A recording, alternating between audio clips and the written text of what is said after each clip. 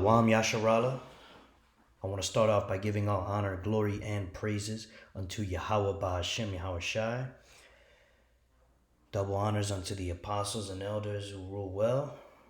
And I want to say Shalom unto the hopeful elect scattered abroad throughout the four corners of the earth.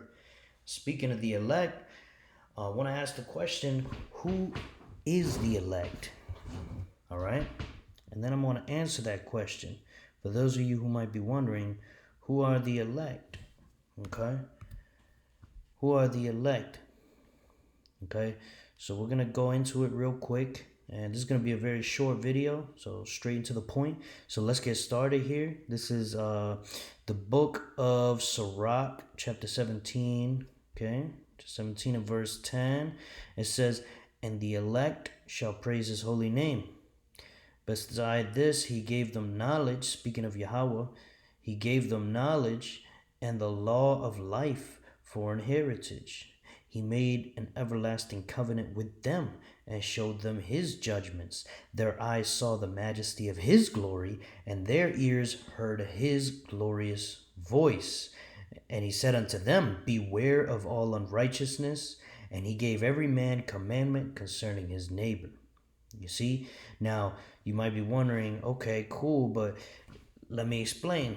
This is like talking about Exodus chapter 24, right?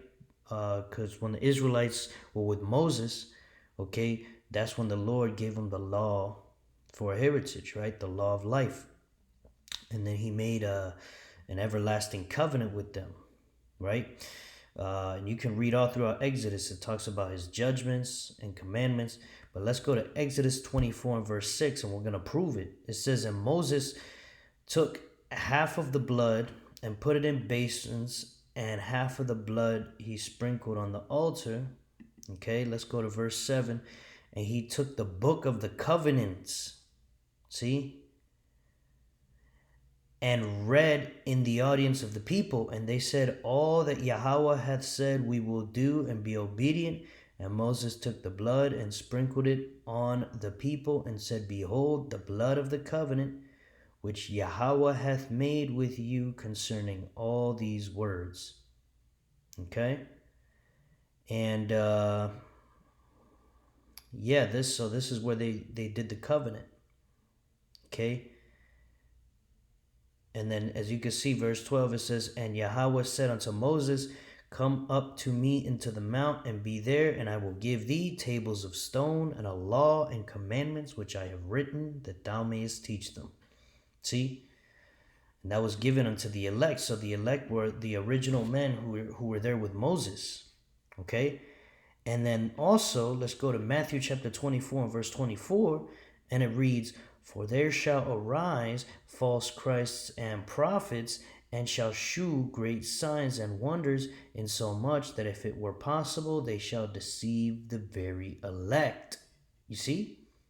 So that's telling you the elect were alive back during the time of Moses, and they're going to be here again in the last days, which they will not be deceived, because it's not possible.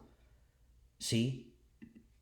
But it's saying basically that, hey, they're going to be there for that. And if it were possible, they would be deceived, because this false Christ and false prophets,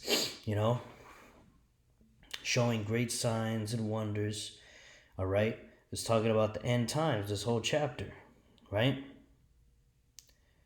Because, it's talking about verse 21, "For then shall be great tribulation, such as was not since the beginning of the world to this time, no, nor ever shall be," right? And you can read through this all and realize who the elect are, okay? And this right here proves reincarnation, which is in the scriptures, okay? Just because some other nation or religion hijacked what was already in the Bible, all right, as they do with many other things, like the rainbow flag, which is used for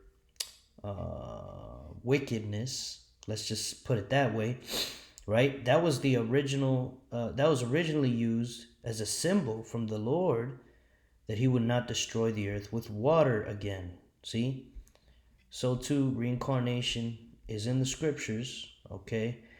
And it's been hijacked by other religions, and then you got these phony baloney Christians out here saying that, well, that's Hinduism or that's Buddhism. We don't teach that. That's not in the Bible. That's not in my 66 book Bible.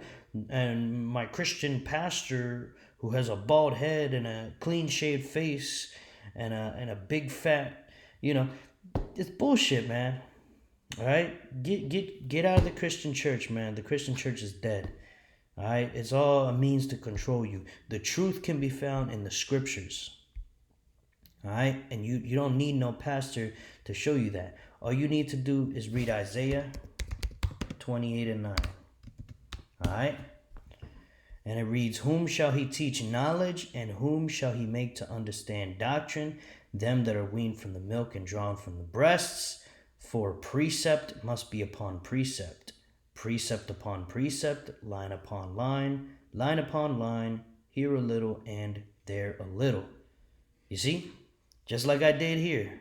We got a scripture talking about the elect, another scripture talking about the event that this scripture was talking about. We connect the two, and then we went to Matthew, which also talked about the elect, and you connect the three together, and you get the doctrine out of it. What is it trying to tell you? Well, the scriptures is telling you the elect were here during the time of Moses, and they're going to be here in the end.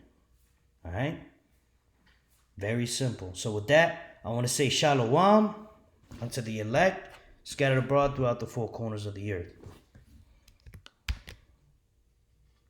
Shalom, Mak. Shalom, Akim.